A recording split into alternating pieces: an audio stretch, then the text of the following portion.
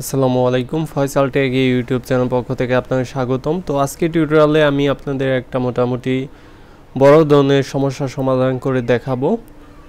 তো এখানে একটা প্রজেক্ট দেখতে পাচ্ছেন, এটা কিছু ডিজাইন আরেকটা অ্যাপের কোড থেকে কপি করা। সমস্যাটা দেখানোর জন্য মূলত এটা কপি করেছি, অন্য কোনো কাজের জন্য না।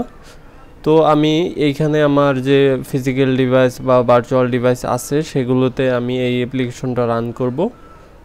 রান করার পর যে সমস্যাটা আসবে সেইটা আপনাদের সমাধান করে আর কি দেখাবো। তো এখানে আমার যে ডিভাইসটা দেখতে পাচ্ছেন ফিজিক্যাল ডিভাইস, তো এইটাতে সুন্দরভাবে রান হইলো। জাস্ট এখানে সিম্পল একটা ডিজাইন। তো আমি যদি এইটা আবার অ্যান্ড্রয়েড নুগাটে রান করি, অনেকেই অ্যান্ড্রয়েড 7.0 ব্যবহার করে বা এটা এখনও পুরোপুরিভাবে ব্যান হয় নাই, তাই এই অ্যাপ্লিকেশন এই অ্যান্ড্রয়েড ভার্সনে আমি রান করে দেখতে পারি। তো যখনই রান করলাম তখনই কিন্তু ক্র্যাশ করলো, দেখতে পাচ্ছেন। তো এখানে লকেটে একটা এরর চলে আসছে, লকেটটা আমি সম্পূর্ণ ক্লিয়ার করে আবার রান করব। আর সাধারণত প্রজেক্ট করার সময়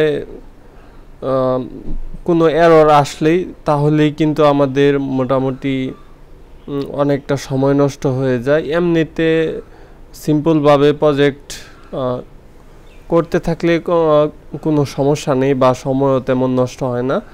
বাট যখনই প্রজেক্টে কোনো প্রকার এরর চলে আসে তখনই কিন্তু আমাদের অনেক সময় নষ্ট হয়ে যায়।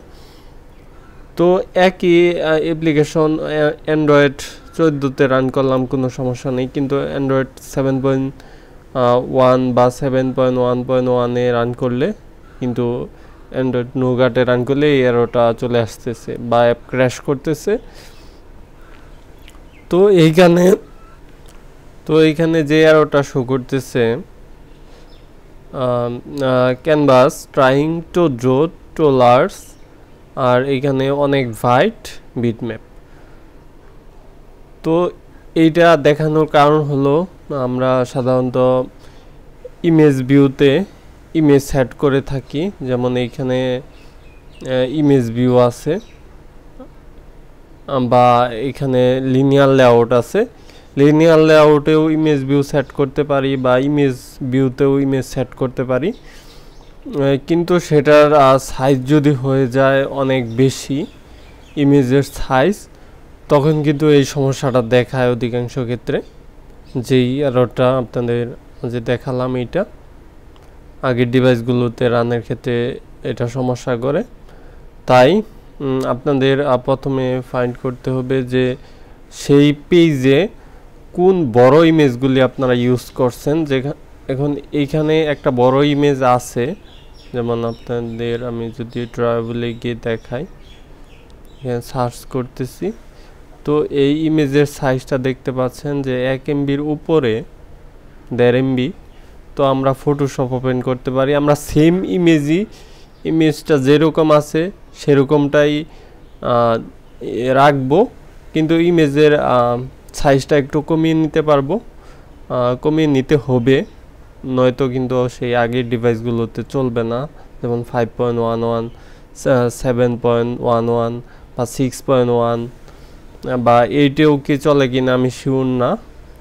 তো এইখানে সিম্পল একটা নিউ প্রজেক্টে চলে যাবেন, তো সেটার একটা সাইজ দিয়ে দিবেন, এখানে 500 পিক্সেল দিয়ে দিলাম, তারপর ক্রিয়েটে চলে গেলাম।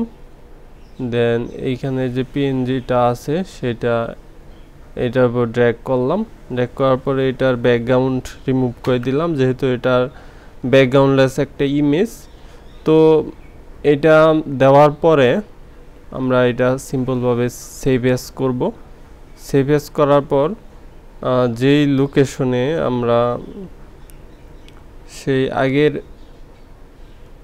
ইমেজটা করছি রাখছি, তো সেই লোকেশনে চলে গেলাম।